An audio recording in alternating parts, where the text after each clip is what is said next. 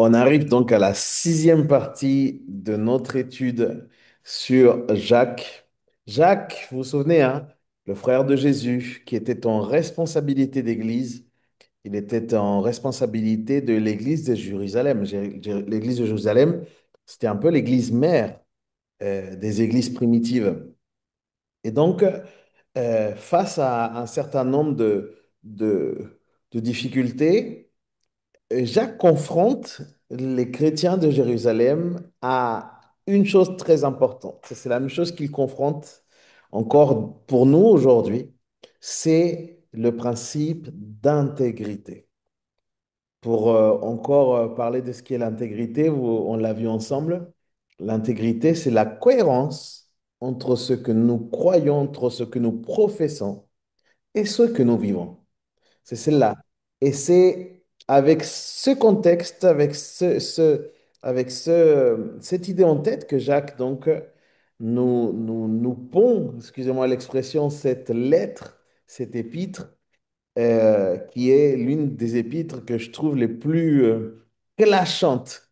Mais elle est tellement importante et bonne pour nous. On va lire, du coup, si vous le voulez bien, à partir du chapitre 3 maintenant. On a fait, du coup, les chapitres 2 déjà. On va aller sur chapitre 3. On va aller sur la première partie du chapitre 3. On va lire les 12 premiers versets. On va commencer par cette lecture. Donc, vous avez vos Bibles avec vous. On ouvre donc à Jacques, chapitre 3, versets 1 à 12. Et gardez la Bible, puisque aujourd'hui, on va voir beaucoup de textes dans les proverbes après. Dans les proverbes, on va voir pas mal de choses, quelques textes dans l'Évangile, mais beaucoup dans les proverbes. Et je vous l'avais dit au début, au tout début de cet épître, il y a des cohérences avec le sermon sur la montagne, mais aussi des principes qui sont dans les proverbes. Donc, on va garder la Bible en main, on va essayer de la garder en main, et puis on va aller au niveau de ce chapitre. Chapitre 3, verset 1 à 12 nous dit, ne soyez pas nombreux à vouloir devenir des enseignants, car vous le savez, mes frères et sœurs, nous serons jugés plus sévèrement. En effet, nous trébuchons tous de bien de manières. Si quelqu'un ne trébuche pas en parole, c'est un homme mûr, capable de tenir tout son corps en bride. Quand nous mettons le morse dans la bouche des chevaux pour qu'ils nous obéissent, nous dirigeons ainsi leur corps tout entier. Voyez aussi les bateaux, même très grands, et poussés par les vents impétueux, ils sont conduits par un tout petit gouvernail là où le pilote le veut. De même, la langue, ça va être le sujet ce soir, hein. De même, la langue est un petit membre et elle peut se vanter de grandes choses. Voyez comme un petit feu peut embraser une grande forêt. La langue aussi est un feu. C'est le monde de la méchanceté. Ainsi, la langue se trouve parmi les membres, parmi nos membres. Elle souille tout notre corps et enflamme le cours de notre existence, étant elle-même enflammée par l'enfer. C'est fort, hein? Toutes les espèces de bêtes, d'oiseaux, de reptiles, d'animaux marins peuvent être domptées et ont été domptées par l'homme. La langue, en revanche, aucun homme ne peut la dompter. C'est un mal qu'on ne peut pas maîtriser. Elle est pleine d'un venin mortel. Par elle, nous bénissons notre Dieu notre Père, et par elle, nous maudissons les hommes faits à l'image de Dieu. De la même bouche sortent la bénédiction et la malédiction. Mes frères et sœurs, il ne faut pas ne faut pas que tel soit le cas. Une source fait-elle jaillir de la même ouverture de l'eau douce et de l'eau amère? Un figuier, mes frères et sœurs, peut-il produire des olives ou une vigne des figues? De même, aucune source ne peut produire de l'eau salée et de l'eau douce. Amen. Costaud, hein? costaud, direct, des images très intéressantes. On va tout pouvoir étudier avec l'aide de Dieu ce soir. Il est très clair que le passage aujourd'hui concerne la langue. Ce petit organe que nous avons dans la bouche, tout petit, mais qui peut faire beaucoup, beaucoup de dégâts, trop de dégâts, si nous ne la contrôlons pas, si nous ne la maîtrisons pas, si nous ne l'utilisons pas pour bénir au lieu de maudire. Tout est lié à la parole. Le premier verset a aussi ce sens. C'est pourquoi Jacques commence ce chapitre en disant, mes frères et sœurs, mes frères, ne soyez pas nombreux à vouloir devenir enseignants. Il parle là de la parole, hein, à devenir enseignants, car vous savez que nous serons jugés plus sévèrement. Il nous dit exactement cela. Enseignants, ne vous autoproclamez pas enseignants. C'est ça la pensée ici de Jacques. Ne vous autoproclamez pas enseignants. Le mot enseignant désigne instructeur, quelqu'un qui enseigne. Nous pourrions dire, mais ne serait-il pas bon d'avoir beaucoup d'enseignants pour apprendre beaucoup du coup? Mais l'intention de Jacques en disant ces paroles est très claire. Il dit, ne soyez pas nombreux à vouloir devenir des enseignants. Il ne dit pas il dit, en fait, il ne dit pas qu'il ne doit pas y avoir des enseignants dans l'Église, mais il dit qu'ils ne doivent pas s'établir eux-mêmes comme enseignants. Je m'explique? La Bible parle bien, bel et bien d'enseignement dans l'Église. Regardons par exemple le texte d'Éphésiens chapitre 4, verset 11. Quelques versets peuvent nous aider à mettre tout cela en perspective. Il est dit, c'est lui qui a donné. Très important. Quand il parle c'est lui qui a donné, ça veut dire c'est Dieu. C'est lui qui a donné les uns comme apôtres, les autres comme prophètes, les autres comme évangélistes, les autres comme pasteurs et enseignants. C'est ce qu'on appelle les 5 ministères dons. OK? Voilà des pasteurs et des enseignants. Mais ici, il ne s'agit pas que quelqu'un se fait enseignant, mais c'est Jésus qui établit des enseignants. Ce n'est pas la même chose. Regardez avec moi maintenant 1 Corinthiens chapitre 12. 1 Corinthiens 12, verset 28. Il dit aussi ceci, il dit, Dieu a établi, là c'est clair, Dieu a établi dans l'Église, premièrement des apôtres, deuxièmement des prophètes, troisièmement des enseignants. Maintenant, nous voyons que Paul exprime à propos de sa propre personne, quand il écrit à Timothée, comment Dieu aussi a accompli cette œuvre. Regardez dans 1 Timothée 2, verset 7. Là, c'est Paul parlant de son propre ministère. Il va dire, pour ce témoignage, j'ai été établi. C'est pas je me suis établi, j'ai été établi. Prédicateur et apôtre, ou enseignant et apôtre. Je le dis en vérité, je ne mens pas, et enseignant des non-juifs dans la foi et la vérité. De cette manière, donc, Paul avait une idée très claire. Il ne s'est pas fait lui-même enseignant, il ne s'est pas autoproclamé, mais c'est Dieu qui l'a établi comme tel. Dans 2 Timothée chapitre 1, verset 11, il dit que c'est pour cet évangile que j'ai été établi prédicateur. C'est pour cet évangile que j'ai été établi.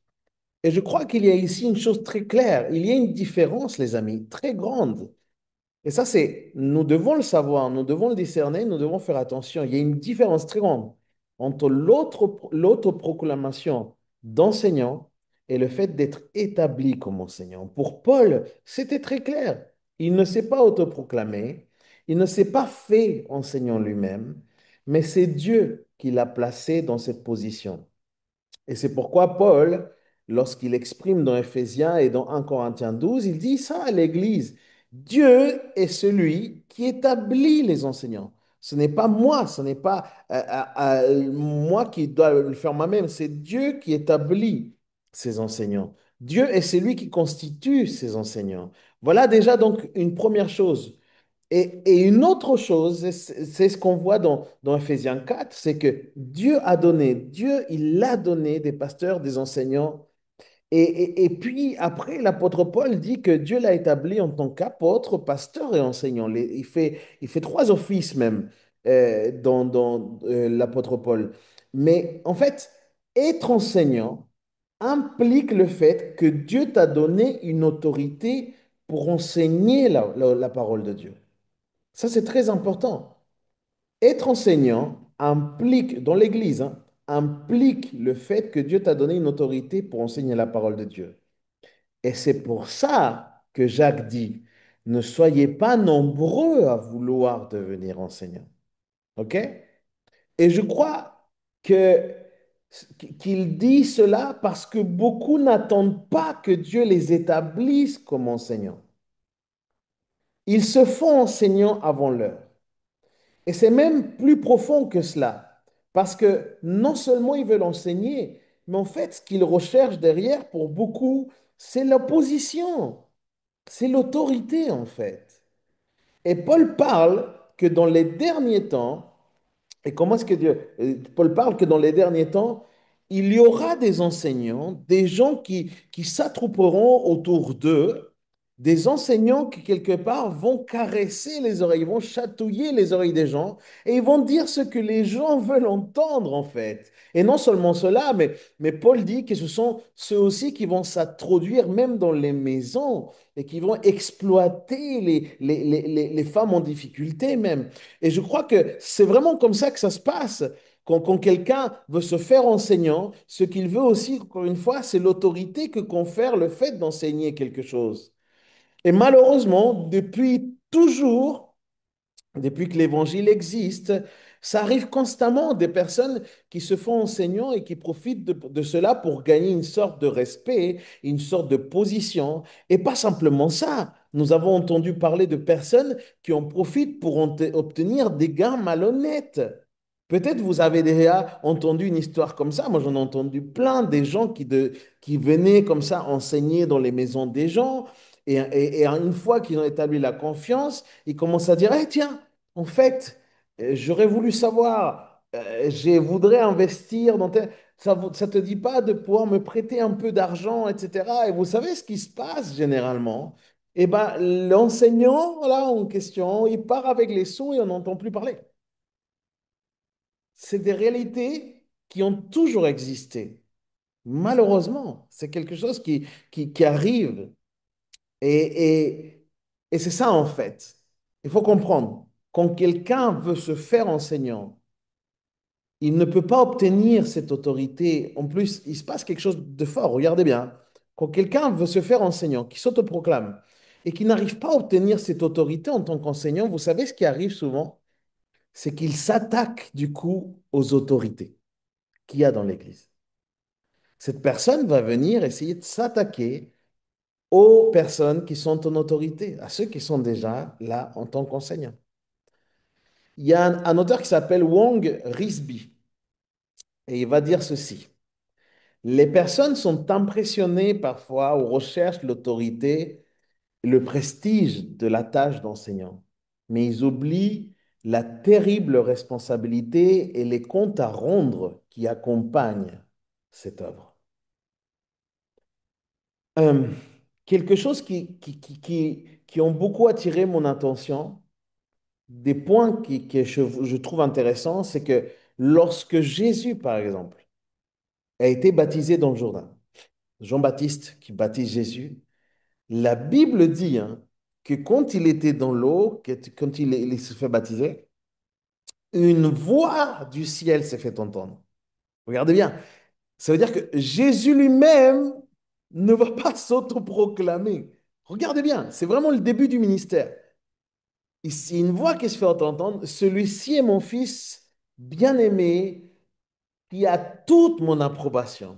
Et lorsque Jésus est dans le moment de la transfiguration, vous vous souvenez, il y a Jean, Pierre et Jacques, il y a une voix qui se fait entendre, il est là avec Élie et Moïse, et il y a une voix qui se fait entendre, et cette voix, elle disait, celui-ci est mon fils bien-aimé, écoutez-le. Jésus lui-même a une approbation du Père. Il ne s'est pas autoproclamé. Jésus est venu par le commandement du Père et ne se disait, et il ne disait rien qui n'était dit par le Père en fait. Dans Jean chapitre 7, allez avec moi dans Jean chapitre 7, verset 16. Voyez ce qui est dit. Jean chapitre 7, verset 16, il dit, ma doctrine n'est pas de moi, mais de celui qui m'a envoyé. C'est Jésus qui a dit ça. Si quelqu'un veut accomplir la volonté de Dieu, il saura si ma doctrine est de Dieu et si je parle ou si je parle de ma propre initiative. Et le verset 18 est très révélateur. Regardez ce qu'il dit le verset 18. Celui qui parle de sa propre initiative cherche quoi? Cherche sa propre gloire. Mais celui qui cherche la gloire de celui qui l'a envoyé, celui-là est vrai et il n'y a pas d'injustice en lui. Le problème, c'est que lorsque nous voulons nous autoproclamer enseignants, nous cherchons alors en fait la gloire des hommes. C'est vraiment ce que la Bible dit. Nous cherchons la gloire des hommes. Et Jacques dit ici, mes frères, ne soyez pas nombreux à vouloir devenir enseignants, car vous serez jugés plus sévèrement. Et comme le disait Wang Bing, en fait, il y a une grande responsabilité derrière cela. Pourquoi? Parce que nous sommes responsables de ce que nous savons. Et Jésus l'a toujours établi de cette manière. Jésus lui-même, dans Luc chapitre 12, verset 48, nous dit ceci, il dit, on demandera beaucoup à celui à celui à qui on a beaucoup donné, et on exigera davantage à celui à qui on a beaucoup confié. Je m'explique jusqu'à là? Ça va? Revenons maintenant dans Jacques, le verset 2. Il dit, nous trébuchons tous, trébuchons tous, pardon, de bien des manières. Si quelqu'un ne trébuche pas en parole, c'est un homme mûr, capable de tenir tout son corps en bride. Il passe de parler des enseignements à dire, nous trébuchons tous. Et j'aime bien qu'il dise ça, parce que il n'a pas dit il trébuche, il a dit nous. Il s'implique là-dedans. Non seulement les enseignants trébuchent aussi, mais en fait tout le monde trébuche. Et j'aime ça en fait qu'il s'inclut lui-même. Maintenant, qu'est-ce que trébucher? Trébucher, c'est le fait de faire un faux pas en fait. On pourrait donc traduire de cette manière, nous faisons tous beaucoup de faux pas. La version parole de vie nous dit, nous faisons tous beaucoup d'erreurs. Et puis il explique, si quelqu'un ne trébuche pas en parole, c'est un homme mûr, capable de maîtriser tout son corps. Jacques nous avait déjà fait une référence et nous l'avons dit il y a quelques instants, soyez prompt à écouter et long à parler. Vous vous souvenez, on l'avait vu les semaines précédentes, où il était important de savoir bien écouter avant de parler. Dieu nous avait donné même deux oreilles pour cela et une seule bouche. C'était dans Jacques 1, le verset 26, il dit, si quelqu'un croit être religieux sans tenir sa langue en bride, mais en trompant son cœur, sa religion est vaine. Et le thème ici se répète en fait. Le thème est une fois de plus ce sujet-là. Il est très probable que c'était quelque chose qui se passait et que Jacques traite avec ses frères qui sont dans la dispersion, dans la diaspora. Peut-être avait-il entendu parler des épreuves, de la colère, de la tromperie, de toutes ces choses. Et maintenant, Jacques traite de la question. Il a entendu que la langue était mal utilisée ou de manière erronée. Et il nous dit, oui, si quelqu'un ne trébuche pas en parole, version parole de vie, il dit, si quelqu'un ne parle, si quelqu'un, pardon, parle sans faire d'erreur, il est parfait, il peut être maître de tout son corps. Jacques dit que si vous pouvez maîtriser votre langue, alors vous allez être capable de maîtriser tout votre corps, parce qu'en fait, tout commence par la parole. Même les problèmes, ça commence par la parole. Même la violence, elle commence d'abord verbalement. Les bagarres commencent verbalement. Combien de gens, souvenez-vous, moi, je ne sais pas si vous avez vécu ça, moi j'ai vécu ça en étant jeune. Parfois, je me retrouvais dans des embrouilles. Les embrouilles commençaient par des paroles. Ça commençait pas directement par quelque chose de physique, ça commençait par les paroles. Ça commence simplement en parlant par sa bouche. Et alors, il commence à expliquer ce thème. Et il arrive au verset 3. Il dit, nous mettons, regardez comment il dit, nous mettons un morse dans la bouche des chevaux pour qu'ils nous obéissent et nous dirigeons ainsi leur corps tout entier. Considérez aussi les navires, qu'ils soient, si grands qu'ils soient et poussés par les vents violents, ils sont dirigés par un tout petit gouvernail au gré du pilote. Nous avons ici deux premiers exemples. Il va y en avoir d'autres, comme vous l'avez vu. Deux premiers exemples qu'ils présentent et ils ont quelque chose en commun. Les deux sont des moyens de transport, sont des moyens de charge, sont un moyen aussi de guerre comme un cheval. Mais ils sont contrôlés par quelque chose de très petit. Le cheval, avec un morse dans la bouche, quelque chose qui retient sa bouche, par lequel le cavalier, en tirant tout simplement, peut le contrôler. Et le navire, dit-il, bien qu'il soit très grand, il est contrôlé par un tout petit gouvernail. Et celui qui navigue le bateau peut le diriger par ce gouvernail. Il parlait d'abord du pouvoir le diriger et Jacques nous fait savoir ceci. Si quelqu'un trébuche en parole, il ne peut, il peut parler de lui-même et il peut parler des autres en fait. Et lorsque nous ne maîtrisons pas notre langue, lorsque nous ne mettons pas de frein, nous pouvons parler de nous-mêmes avec présomption, en exagérant et même en faisant un rapport sélectif. Je dis ce que les gens veulent bien entendre et je ne dis pas vraiment ce que est la vérité. Mais concernant les autres, nous pouvons même devenir critiques, on va rentrer dans du commérage, on peut commencer à diffamer, être cruel, parfois hypocrite et même flatter. Parce que ça existe aussi, des gens qui sont dans la manipulation au travers de la flatterie. C'est pourquoi Paul donne pardon, pourquoi Jacques, il donne ces deux exemples. En fait, il dit le morse dans la bouche des chevaux et le gouvernail dans les mains de celui qui dirige. Maintenant, en comparant avec le cheval, le morse est vraiment tout petit hein, en comparaison avec un cheval. Hein. Si vous pensez à un cheval, c'est un animal très grand. Hein. C'est très puissant un cheval. Et le morse, il est tout petit.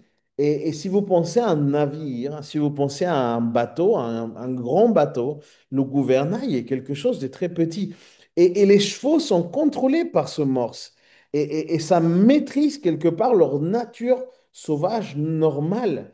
C'est pourquoi on peut les dompter. Et en parlant du navire, il dit clairement, si grand qu'il soit, poussé par les vents violents, mais il parle des circonstances qui peuvent faire déplacer les bateaux, les vents et les courants, etc. Mais du coup, on a d'un côté cette nature sauvage qui est contrôlée par un morse et de l'autre des circonstances qui deviennent, qui nous traversent dans la route et qui peuvent être contrôlées du coup par un petit gouvernail. Et je crois que quelque part, Jacques fait le reflet de chacun d'entre nous. Comment est-ce qu'il le fait? Eh bien, ce sont les choses qui font parler trop. Plusieurs fois, c'est notre vieil homme, notre vieille femme qui va ressurgir. Et on va commencer à beaucoup blablater, on va commencer à beaucoup trop parler, on va dire des choses qui ne sont pas correctes ou qui ne sont pas cohérentes. Regardez avec moi Éphésiens chapitre 4, pour être plus concret. Éphésiens chapitre 4, verset 29. Voilà ce qui va être en opposition, quelque part. Regardez. Qu'aucune parole malsaine ne sorte de votre bouche. Waouh!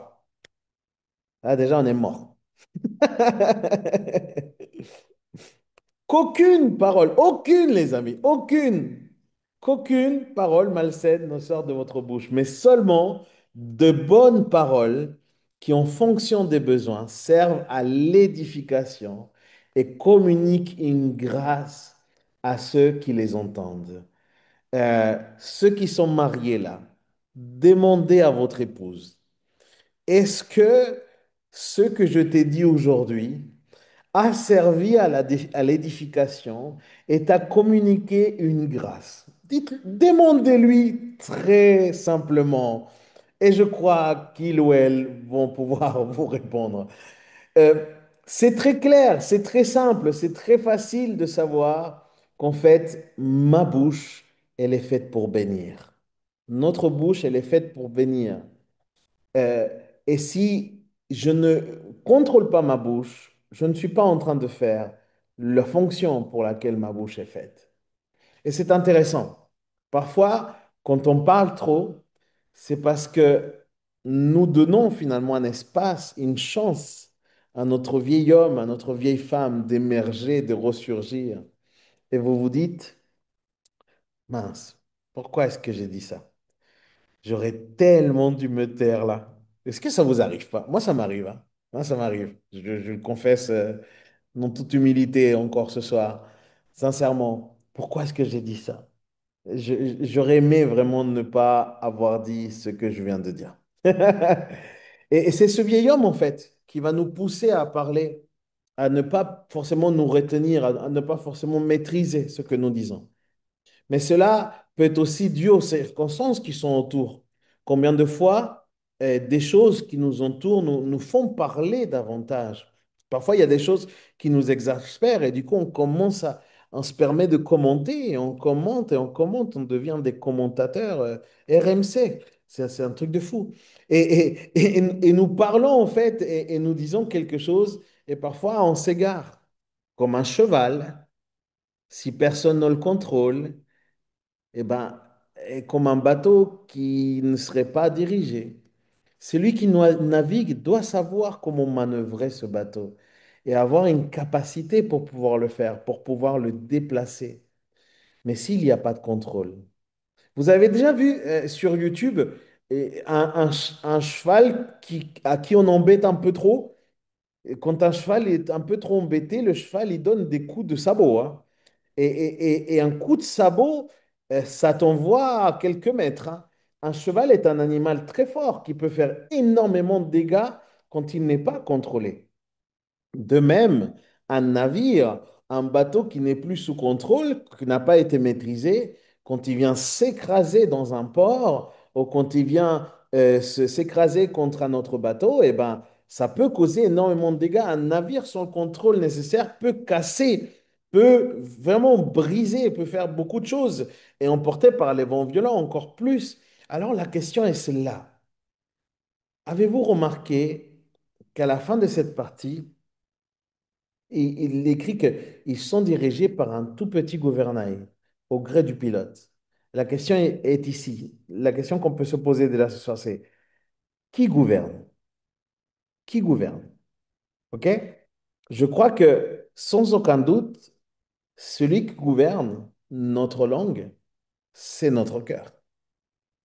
Matthieu 12, verset 34, le dit très simplement.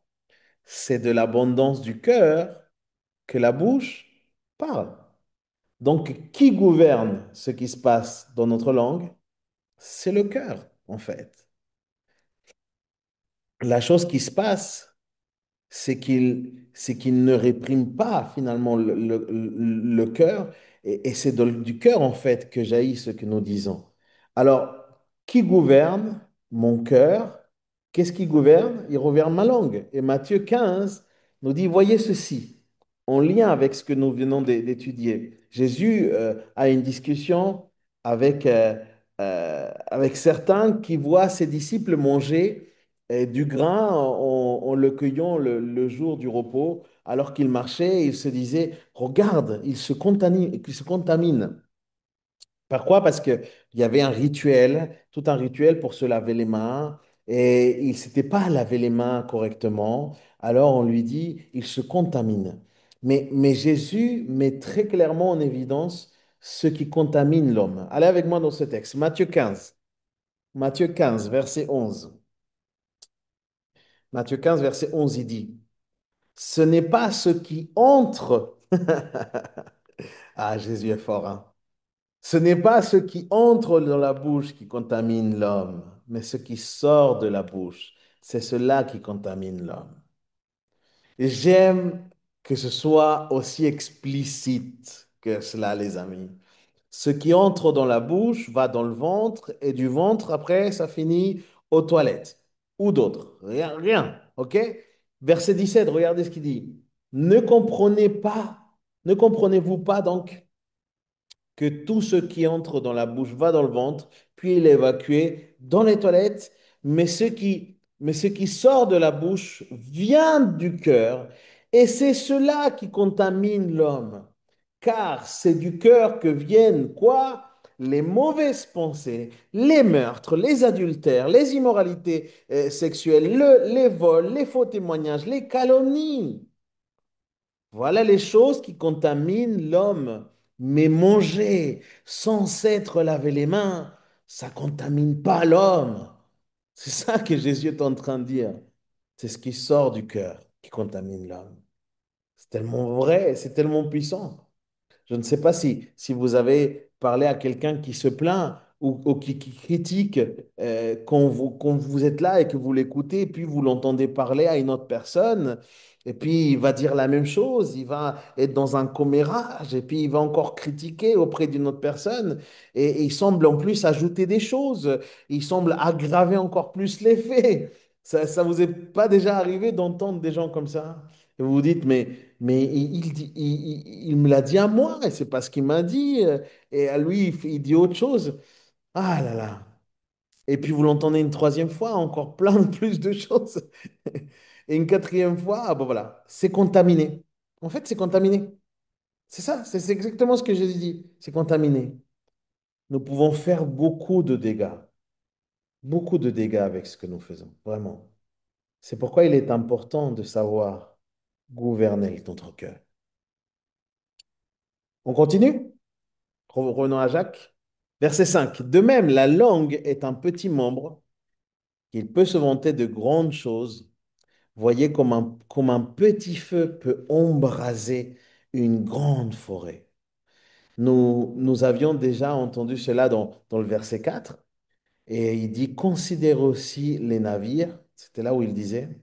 Et qui commence aussi par le cheval, mais ensuite il regarde les navires qui sont énormes, puis le gouvernail. Ainsi, la langue est un petit membre et elle peut se vanter de grandes choses. Voyez comme un petit feu peut embraser la forêt. Car une grande forêt est beaucoup plus grande finalement qu'un navire et un petit feu, en fait, il parle pratiquement d'une étincelle. Une étincelle, c'est ça en fait la figure qui est derrière. Une étincelle, ok, qui est encore plus petit du coup qu'un gouvernail, qu'un morse. Et ben maintenant, il présente la langue avec cette image. Il avait auparavant présenté cheval et la morse, le navire et le gouvernail. Maintenant, il parle de la langue. Verset 6, il dit, la langue, c'est un feu.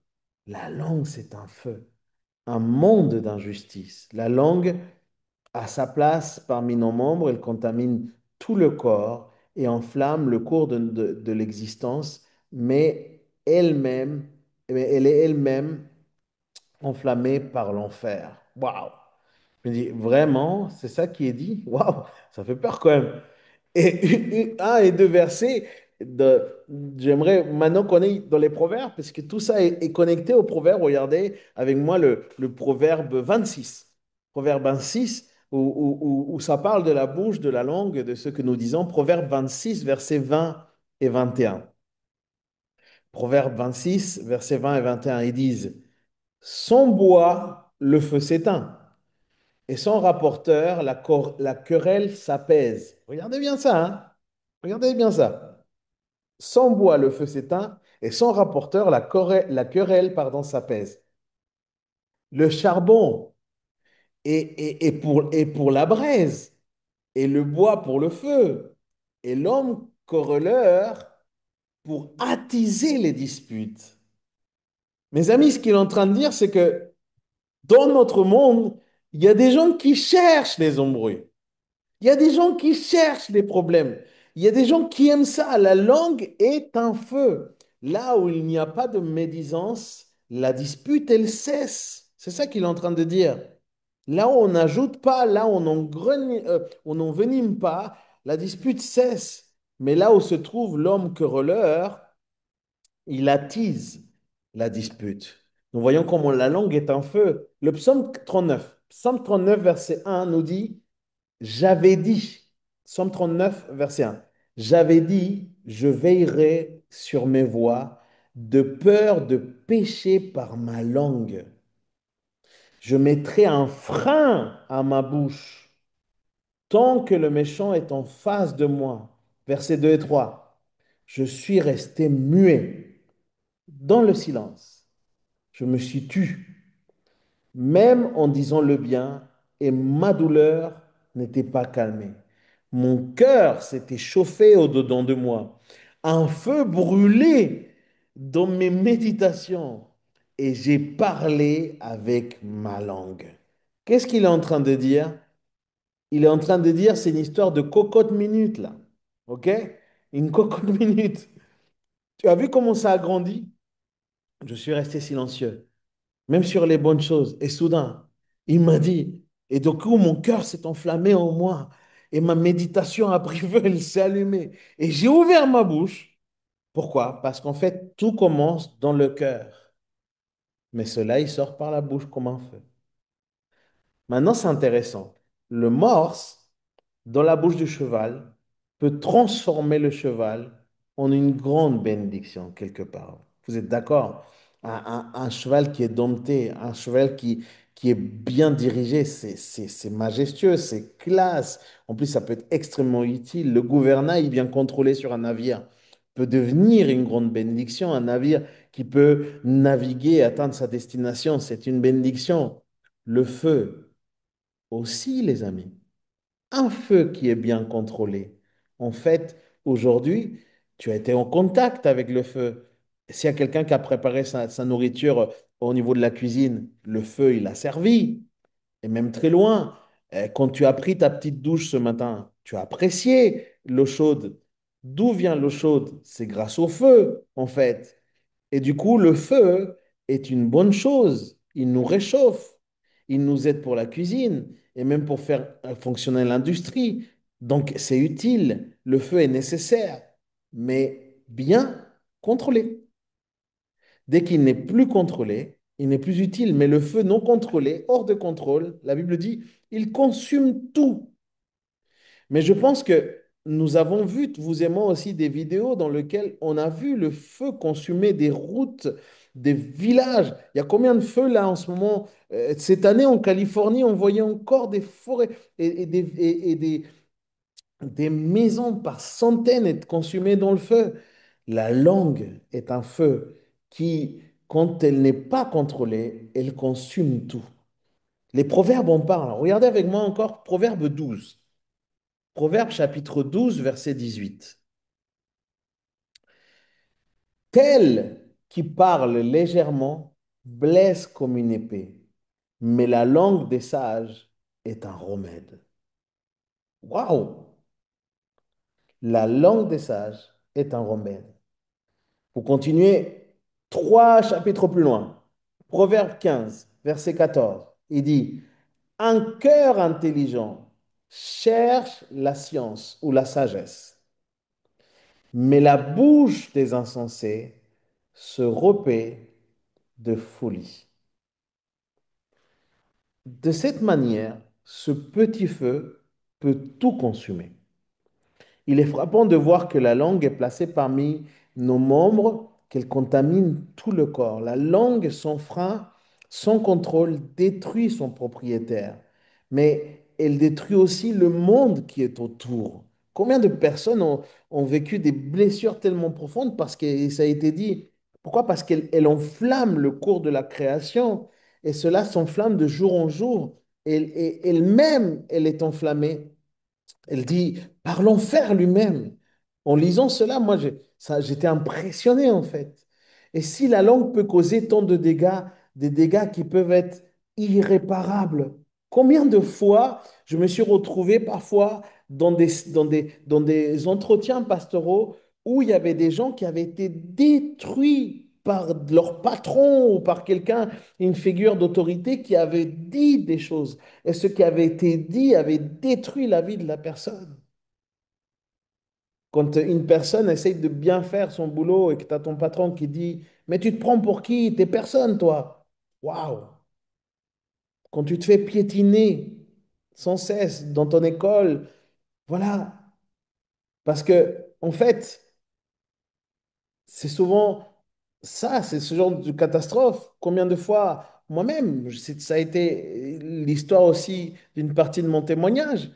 Je me suis retrouvé dans une situation tellement difficile avec une personne que je considérais comme mon meilleur ami.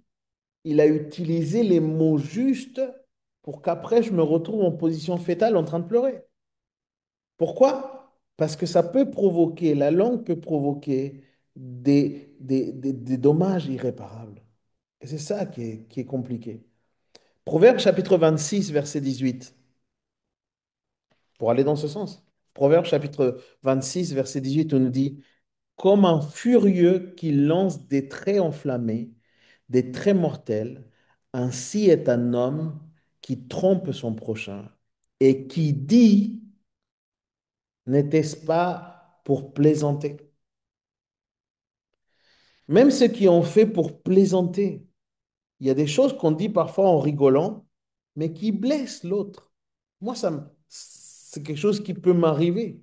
Il y a pas très longtemps, je demandais pardon à mon épouse. Je fais une plaisanterie. Ça ne lui a pas du tout fait rire.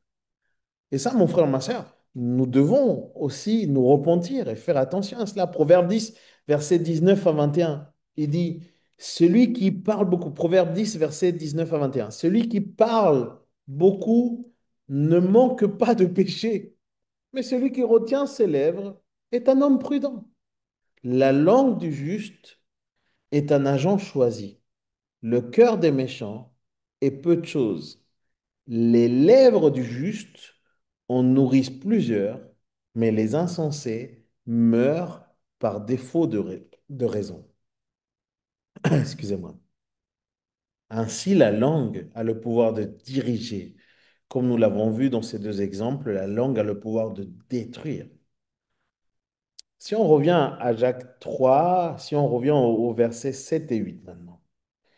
Toutes les espèces de bêtes, d'oiseaux, des reptiles, des animaux marins peuvent être domptées et ont été domptés par l'homme. Mais la langue, aucun homme ne peut la dompter.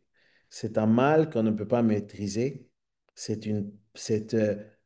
Elle est pleine, pardon, de venin mortel. Déjà, quand tu dis cela, tu te dis, bon, alors je suis destiné finalement à un moment donné qu'il y ait des choses qui m'échappent en fait. C'est ma destinée qu'il y ait des choses que je ne pourrais pas maîtriser et que ma langue va dire des choses, je vais me retrouver à dire des choses et que je ne voulais pas dire. Et ben, la réponse est oui. C'est ce que la Bible dit. Aucun homme ne peut dompter sa langue. Mais la Bible dit aussi que ce que les hommes ne peuvent pas faire, l'Esprit de Dieu, lui, peut le faire. Et c'est l'Esprit de Dieu qui peut dompter notre cœur et notre langue. Lisons Acte 2. Là, on va rentrer dans les vraies affaires. Parce que là, je vous ai établi le problème. Maintenant, regardez les solutions. Acte 2, verset 1. Le jour, vous connaissez ce texte, le jour de la Pentecôte. Ils étaient tous ensemble dans le même lieu. Tout à coup, il vint du ciel un bruit comme celui d'un vent impétueux, et il remplit toute la maison où ils étaient assis. Des langues qui semblaient à de feu leur apparurent séparées les unes des autres et se posèrent sur chacun d'entre eux. Et ils furent quoi? Remplis du Saint-Esprit. Et quoi? Ils se mirent à parler en d'autres langues selon ce que l'Esprit leur donnait de s'exprimer. Il nous est dit en fait ici qu'il y avait des personnes et qui étaient là en train de vivre dans ce lieu et des personnes en fait aussi qui étaient là de passage, qui venaient de différents endroits en fait, et que ces personnes qui venaient de différents lieux, de différents pays, ils ont commencé à entendre des langues que eux, ils comprenaient en fait. Ils parlaient cette langue-là. Alors, le verset suivant, si vous continuez la lecture, il dit, ils étaient tous dans l'étonnement. Pourquoi? Parce qu'en fait, le verset, il va dire, ils entendaient quoi? Quel était le contenu? Quel était le propos des langues? La Bible dit qu'ils parlaient les merveilles de Dieu. L'Esprit donne de parler les merveilles de Dieu. Quelle différence! Au lieu que que ma langue au lieu que de ma langue puisse jaillir un venin mortel quand je la maîtrise pas, que de ma bouche, du coup, il puisse surgir les merveilles de Dieu. Quel contraste, les amis. C'est pourquoi à la fin de cette portion de la parole de Dieu, il dit, par elle, nous bénissons Dieu le Père et par elle, nous maudissons les hommes faits à l'image de Dieu. Il n'est pas difficile de voir des exemples comme ça. Pierre, il a dit à Jésus, tu es le Christ, le Fils du Dieu vivant. Waouh, c'est merveilleux que Pierre ait réussi à dire cette déclaration fondamentale, tellement puissante, une révélation céleste qui est venue comme un éclair sur lui, incroyable. Mais peu de temps après, il était là à renier Jésus et même à maudire Jésus. Je ne le connais pas. Je ne le connais pas. Je n'étais pas avec lui. Jean, nous le voyons plus tard dire, mes petits enfants, aimez-vous les uns les autres. Et le même, lui, il va dire, veux-tu que nous condamnions, pardon, veux-tu que nous commandions, pardon, que le feu descende du ciel et les consume? Et c'était tout ça de sa même bouche, en fait. Il y avait sa colère et de l'autre côté une révélation. Et si à l'occasion nous faisons cela, je crois que vous et moi, on fait la même chose. Nous bénissons Dieu et parfois nous maudissons les hommes. Et puis il dit, de la même bouche sortent de la bénédiction et de la bénédiction, de la bénédiction et la malédiction, pardon. Et dans tout le livre de Jacques, il s'assure de dire cela. Cela ne doit pas être ainsi. Et on revient à cette histoire d'intégrité, en fait. Il y a une incohérence. Cela ne doit pas être ainsi. Verset 10. Mes frères, il ne faut pas qu'il en soit ainsi. Une source fait-elle jaillir de la même ouverture de l'eau douce et de l'eau amère? Mes frères, un figuier peut-il produire des olives et une vigne des figues? De même, aucune source ne peut produire de l'eau salée et de l'eau douce. Les deux derniers exemples, là, on rentre dans les deux derniers exemples. Les premiers étaient encore une fois le cheval et le morse. Vous vous souvenez, le navire, le gouvernail, le feu et la langue. Maintenant, il nous parle de l'eau. Il nous parle aussi des arbres, ok? L'eau douce, l'eau salée et un arbre, un figuier qui produit des olives, qui pourrait produire des olives et une vigne qui produit des figues. Ce sont deux choses qui nous aident justement à comprendre un peu plus le pourquoi. Regardez avec moi. Parce que de la bouche, la langue a le pouvoir de diriger, comme nous l'avons vu au début, de détruire aussi, comme nous venons de le voir, mais aussi de réjouir les autres. Pourquoi? Parce que si elle est comme l'eau douce, l'eau donne la vie, elle hydrate. L'eau produit cela. Elle hydrate, elle rafraîchit, elle guérit, elle nettoie. Et nos paroles peuvent provoquer cela. On peut apporter cela au travers de nos paroles si elles sont dans une empreinte d'eau douce. Et nous avons vu beaucoup de proverbes qui étaient plutôt négatifs, je vous l'accorde, hein, des proverbes durs parfois, ok? Mais regardez avec moi ces derniers proverbes. Euh, Proverbe 18, verset 4. Proverbe 18, verset 4, il nous dit, les paroles de la bouche d'un homme sont des eaux profondes. La source de la sagesse est un torrent qui jaillit. Waouh! Les paroles de la bouche d'un homme sont des eaux profondes. La source de la sagesse est un torrent qui jaillit. Incroyable qu'avec notre bouche, nous puissions bénir les autres, nous puissions rafraîchir les autres, nous puissions encourager les autres, en fait. Proverbe 10 maintenant, verset 11, nous dit, Proverbe 10, verset 11 nous dit, la bouche du juste est une source de vie. Waouh! La bouche du juste est une source de vie. La bouche du juste est une source de vie. Même Jésus a dit, et c'est pour ça que Jésus, en fait, il a pu le dire lui-même, hein. Il a dit, mes paroles sont esprit et vie. Vous vous souvenez de ce passage? Il dit, mes paroles sont esprit et vie. Tu imagines que si nous parlons la parole et les paroles vraiment de Dieu, et que ces paroles, finalement, sont là pour justement provoquer ou inspirer l'esprit et pouvoir donner de la vie, en fait. Et il nous donne aussi cette image comme un arbre. Il nous donne cet exemple d'un figuier qui produit des figues, d'une vigne qui voudrait produire des olives ou d'un olivier qui produit des olives. Et puis, il dit que ça ne peut pas se faire de cette manière-là. Le figuier ne va pas produire des olives. Il y a un commentateur qui a écrit un petit peu plus là-dessus et je trouvais ça intéressant. C'est David Buzik, ou Buzic, je ne sais pas trop comment il se prononce son nom.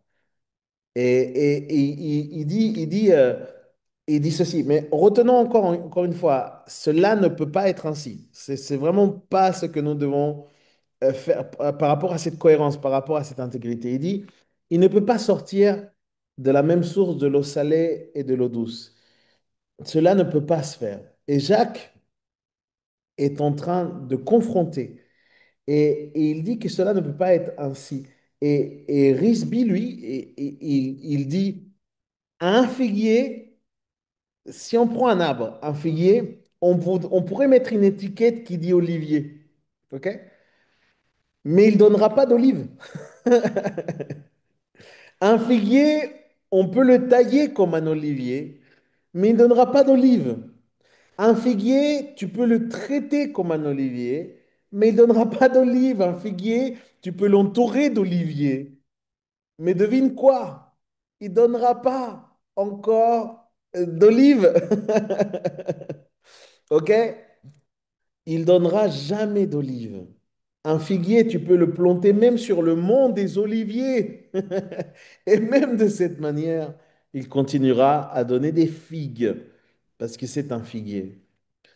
Pourquoi est-ce qu'il écrit de cette manière? Eh bien, parce que il veut que nous puissions nous voir nous. Et je crois, les amis, et je vais finir bientôt là, je crois que la langue peut être un bon thermomètre pour nous. La langue peut être un bon thermomètre. Qu'est-ce que nous disons? Qu'est-ce que nous parlons? Est-ce que c'est commun que dans ma bouche, il y ait de la critique, il y ait du commérage, il y ait des injures et il y ait des mensonges? Ou est-ce que c'est commun que dans ma bouche, il y ait de la bénédiction et il y ait de l'encouragement? Qu'est-ce qui sort communément de moi? Et je voudrais vraiment faire très attention à ce qu'on appelle la pensée positive, hein. Je ne suis pas là dans la pensée positive de déclare ce qui est bon, déclare ce qui... Non, je ne suis pas dans ça.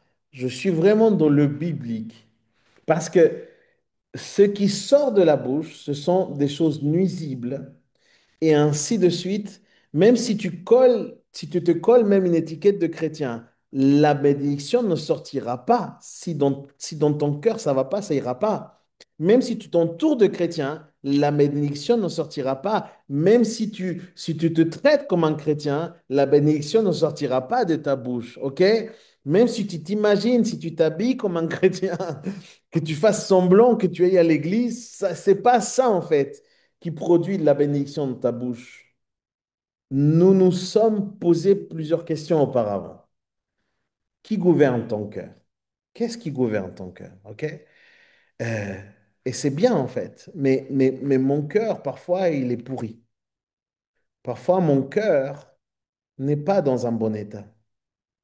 Et je suis là pour te dire que nous avons besoin de laisser Christ faire une action particulière dans nos vies. Lui, il peut me donner le bon cœur. Mon cœur n'est pas bon, Christ me donne son cœur. C'est le bon. Oui, il peut te le donner sans aucun doute. Il a le pouvoir, il a le moyen de son esprit de venir dans ta vie. Lorsque tu confesses que tu es pécheur, lorsque tu confesses la repentance de tes péchés, que tu confesses à Jésus comme ton sauveur, l'Esprit nous est donné et avec l'Esprit de Dieu, il nous est donné un nouveau cœur pour pouvoir gouverner. Je m'explique? La question est, qu'est-ce qui gouverne ton cœur maintenant? Il nous dit, aucun homme ne peut dompter la langue, et c'est vrai. Alors, inutile de nous épuiser à essayer de la dompter. Il vaut mieux se rendre, s'abandonner et dire, Seigneur, remplis-moi de ton esprit. Le seul moyen pour que je vive ce que tu me demandes de vivre, c'est avec l'aide de ton esprit. Je ne sais pas si une langue de feu va venir se poser sur toi. Je ne sais pas, mon frère, je te le souhaite, ça serait magnifique. Mais ce dont je suis sûr, c'est que si tu es rempli du Saint-Esprit et dirigé, contrôlé quelque part par le Saint-Esprit, dès que tu ouvriras ta bouche, tu auras une bénédiction pour les autres. J'en suis complètement convaincu. Enfin, je crois que nous devons faire cette petite analyse. Ce n'est pas parce que je me fais appeler chrétien depuis très longtemps que je suis en cohérence avec ma foi. La bouche peut devenir un bon indicateur de ce que je suis, de ce qui jaillit en moi, de ce qu'il y a au plus profond de mon cœur. Si avec ta langue, si avec ta bouche, nous allons l'utiliser, nous pouvons utiliser avec ces trois exemples, euh, si avec ta bouche, tu dévies les autres ou toi-même, tu te dévies, si avec ta bouche, tu détruis. Eh ben, je l'espère, comme dit la parole, que tu n'es pas de ceux justement qui parlent trop pour détruire même la réputation des gens. Il y a des gens qui ne passent leur temps qu'à ça, à détruire la réputation des autres. Si ta bouche détruit la réputation de quelqu'un, si avec ta langue tu ne te réjouis pas du bonheur des autres, de ce que les autres peuvent aussi avoir comme réussite, alors il y a un problème plus profond qu'avec ta langue, il y a un problème avec ton cœur. Et c'est pour ça que je vous dis qu'on a besoin du Saint-Esprit. Amen.